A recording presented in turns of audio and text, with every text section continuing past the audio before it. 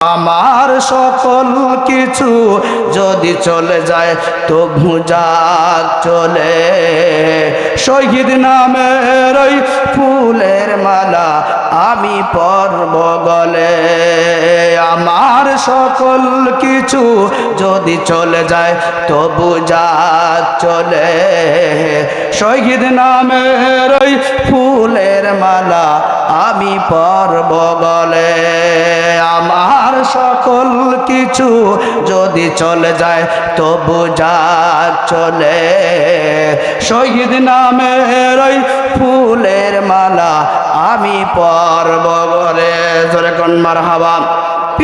আল্লাহ রাব্বুল আলামিন কোরআনে কারিমে সব কথাগুলো কোরআনে কারিমের ভিতরে বলেছেন। এমন কোনো বিষয় নাই যেটা আল্লাহ পাক বলেন। আল্লাহ বলেন মুহাম্মদ সাল্লাল্লাহু আলাইহি ওয়াসাল্লাম কোন পুরুষদের পিতা নন, বরং তিনি নবী এবং শেষ নবী। তারপরে কোন নবী আর পৃথিবীতে আগমন করবে না। আল্লাহ পাক নবী সম্পর্কে বলেন ওয়ামা আরসালনাকা ইল্লা রাহমাতাল লিল আলামিন। হাবিব ওগো দোস্ত, তোমাকে আমি গোটা পৃথিবীবাসীর জন্য রহমত করে বানিয়েছি। হৃদয় উজাড় করে আমি ভালোবাসি তোমায়, হৃদয় উজাড় করে আমি ভালোবাসি তোমায়। ভুলিনি তাই আমি আজ, ভুলিনি তাই আমি আজ, হে প্রিয় নবী তোমায়, হৃদয় উজাড় করে আমি ভালোবাসি তোমায়। যেরকম ভাই মারহাবা। প্রিয় কলেজের টুকরা ভাইরা, সেই নবী 570 খ্রিস্টাব্দে নবী জন্মগ্রহণ করলেন। এরপরে আস্তে আস্তে করে যখন নবী বড় হওয়া শুরু হয়ে গেল ভাইয়েরা, 17 বছর নবী আমার হিলফুল ফুজল যুব সংগঠন তৈরি করলেন। এরপরে আস্তে আস্তে করে যখন নবী তখন বড় হওয়া শুরু হয়ে গেল ভাইয়েরা, শৈশব কেটে গেল, কৈশব কেটে গেল, যৌবনে পদাপন্ন করলেন।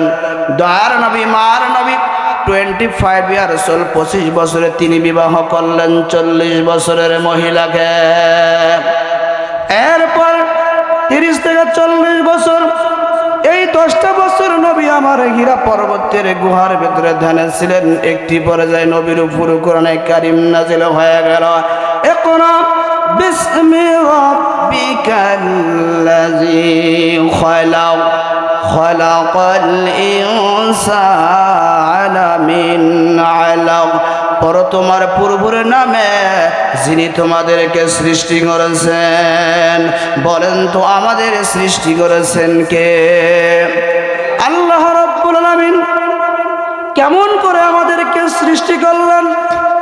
আল্লাহ রাব্বুল আলামিন সে কথা বলেন, সুম্মা খালাকনান নুতফাতা আলাকাতান ফাখালাকনাল আলাকাতা মুদগাতান ফাখালাকনাল মুদগাতা ইযামা ফাকাসাউনাল ইযামা লাহমা। প্রথমে এক পুরানা পাক পানিকে আমি আল্লাহ রাব্বুল আলামিন তোমার মায়ের পেটের ভেতরে জমাট রক্ত পরিণত করলাম। এরপরে সেখানে হাড় দিলাম, চামড়া দিলাম, মাংস দিলাম, ছাউনি দিলাম। সুম্মা নুখরিজুকুম তিফলা।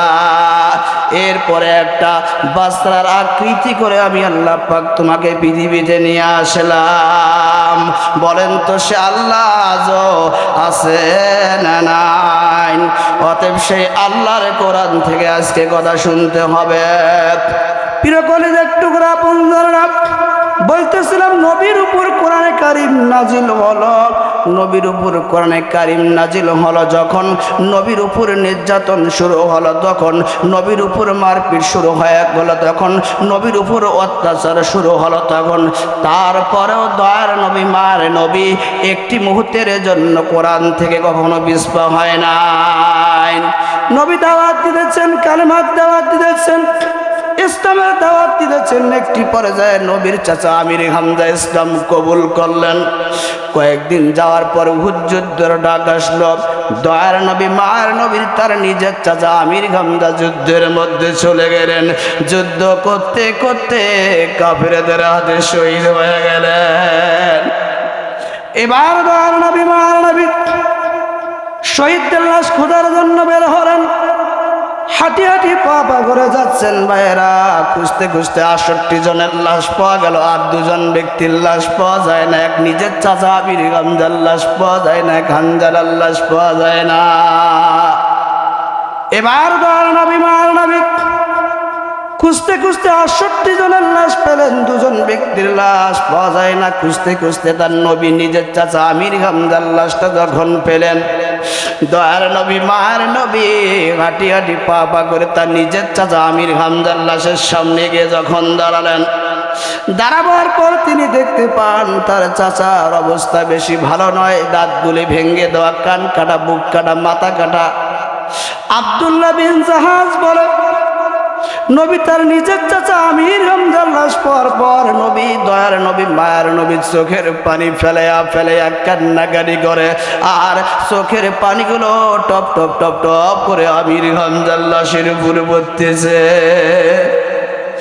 আব্দুল্লাহ বিন জাহাজ বলে আজ নবীর চাচা আমির হামজা না হয়ে আমি আব্দুল্লাহ বিন জাহাজ যদি আজ হতাম, ইসলামের দাওয়াত দেওয়ার কারণে, কালেমার দাওয়াত দেওয়ার কারণে কাফেররা আমার হাত কাটতো, পা কাটতো, বুক কাটতো, মাথা কাটতো, দাঁত তুলে ভেঙে দিত।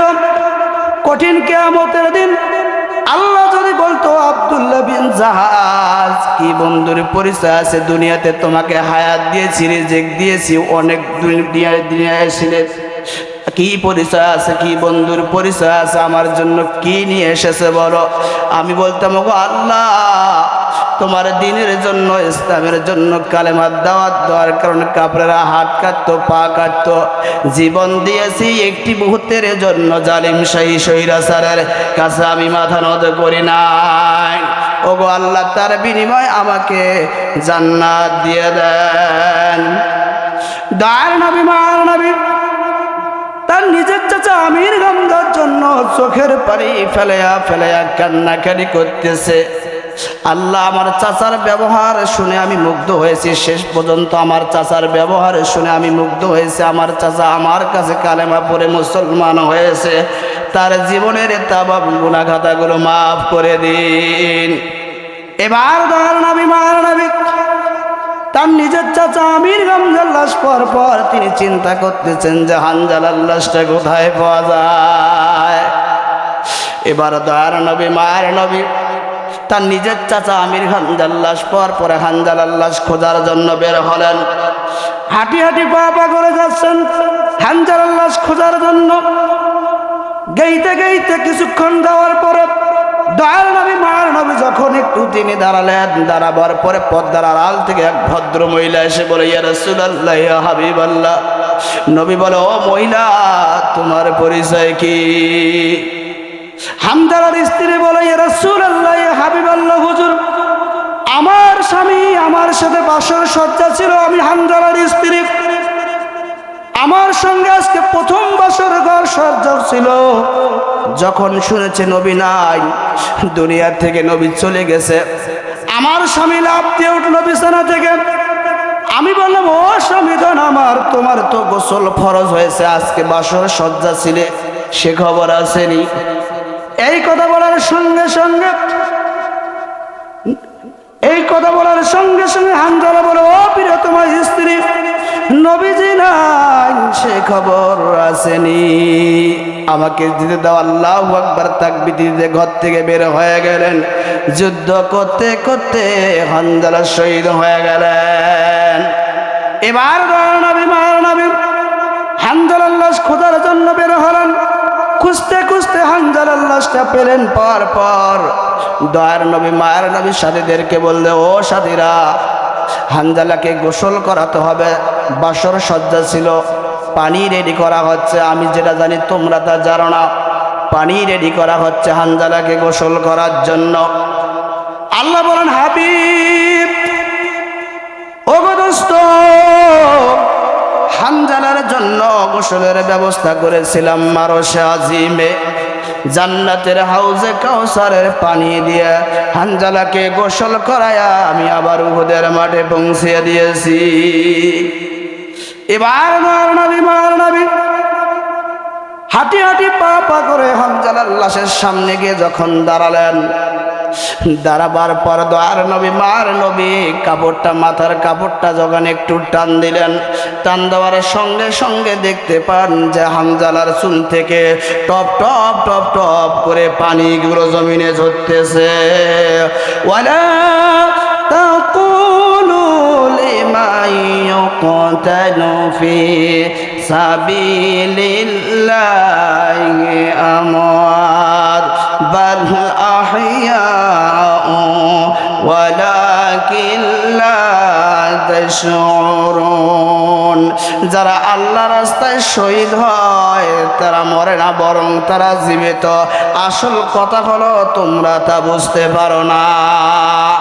আল্লাহ বলেন, হাবিব, টেনশন নাই। ইন্নাল লাযীনা ক্বালু রাব্বুনাল্লাহু সুম্মা ইসতাকামু তাতানাজ্জালু আলাইহিমুল মালাইকাতু আল্লা তাখাফু ওয়া লা তাহজানু ওয়া আবশিরু বিল জান্নাতিল্লাতী কুনতুম তুআদুন।